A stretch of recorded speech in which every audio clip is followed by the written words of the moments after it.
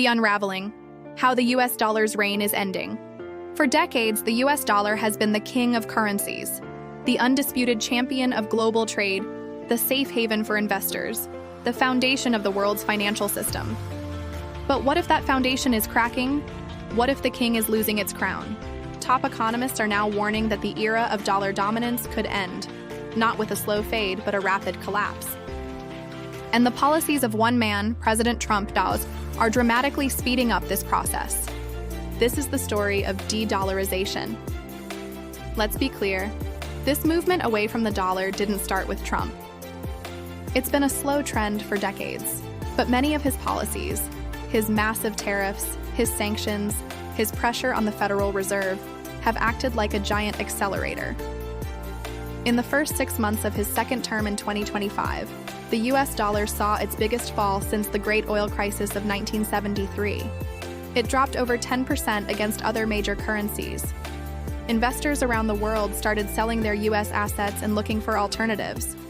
Why? A major German bank, Deutsche Bank, sounded the alarm. One of their top officials wrote that we are entering uncharted territory. He said, and I quote, "The market has lost faith in US assets." That's a stunning statement from the heart of the European financial establishment. But it's not just bankers. Some of the most respected minds in economics are worried. Take Barry Eichengreen, a professor at UC Berkeley. He's not a critic of the dollar system. He's one of its leading defenders and experts. He's written books about it and works with mainstream institutions like the International Monetary Fund or IMF. For years, Eichengreen dismissed the idea of a rapid dollar collapse. He thought any shift would be gradual. But recently, he changed his tune.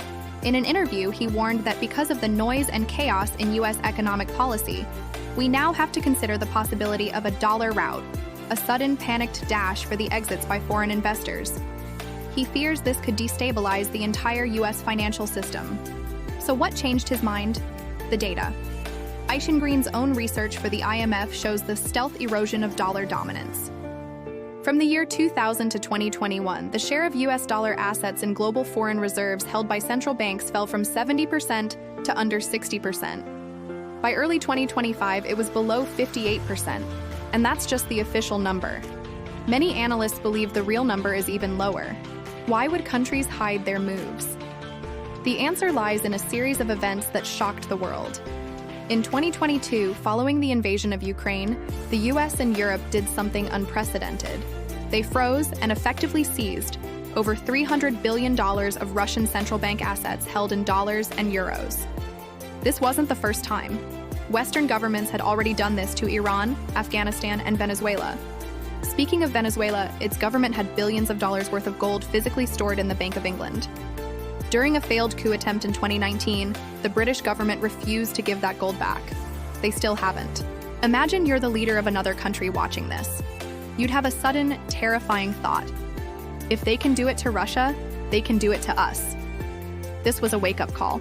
It taught the world that dollars and euros held in Western banks could be taken away. So, countries started looking for a safer, older alternative, gold. And who's buying the most gold? The nations of the Global South, particularly the BRICS alliance, Brazil, Russia, India, China, and South Africa, which has now expanded to include many other nations. Together, BRICS and its partners represent 44% of the global economy and over half the world's population. They are de-dollarizing not as a future plan, but as a current project. But the weaponization of the dollar through sanctions is only one reason for its decline. The other reason is the changing shape of the global economy itself. When the dollar system was designed in 1944, the US was an economic titan. It made up 25% of the global economy and 25% of all exports. It made sense for the dollar to be on top. But today, the US share of the global economy has fallen to less than 15%. Its share of global goods exports is below 10%. It's simply not the manufacturing powerhouse it once was. Yet the US stock market is wildly oversized, representing over 60% of global stock market value. This is a massive financial bubble, totally out of proportion with the real economy underneath it. The world has become multipolar, and the financial system is slowly and then suddenly catching up. And into this fragile situation steps Donald Trump. His policies are adding fuel to the fire. His threats of massive tariffs create uncertainty and could push inflation higher. He's publicly attacking the head of the Federal Reserve, Jerome Powell, pressuring him to slash interest rates to stimulate the economy and make U.S. debt cheaper to pay off. This spooks foreign investors who value the idea of an independent central bank. They see political chaos and ask, why should I keep my money here? Perhaps most alarming is a theoretical idea floating around Trump's circle, the Mar-a-Lago Accord. Named after Trump's Florida club, this idea, pushed by his top advisor Steven Mnuchin, would be a repeat of the 1985 Plaza Accord. Back then, the U.S. strong-armed its allies into making their currencies stronger, which made the dollar weaker and U.S. exports cheaper. The new version would be even more extreme. The U.S. would try to force other countries to sell their dollar reserves and instead buy century bonds, U.S. government debt that doesn't get paid back for 100 years, at a very low interest rate. In simple terms, it would be a demand for other countries to financially cripple themselves to benefit the United States. It's a sign of desperation. So, where does this leave us? The conversation has moved from the fringe to the front page of the Financial Times. Even staunch defenders of the old system, like Harvard economist Kenneth Rogoff, now admit we are at the biggest inflection point in the global currency system since 1971. Trump is not the cause of de-dollarization. He is the accelerant. He is pouring gasoline on a fire that was already smoldering. The world is not looking for one single currency to replace the dollar. It is moving toward a multipolar system, a world where the euro, the Chinese renminbi, and maybe even digital currencies all share the stage.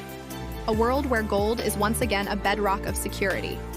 We are living through a historic shift, the end of one economic era and the uncertain, volatile, but inevitable beginning of another.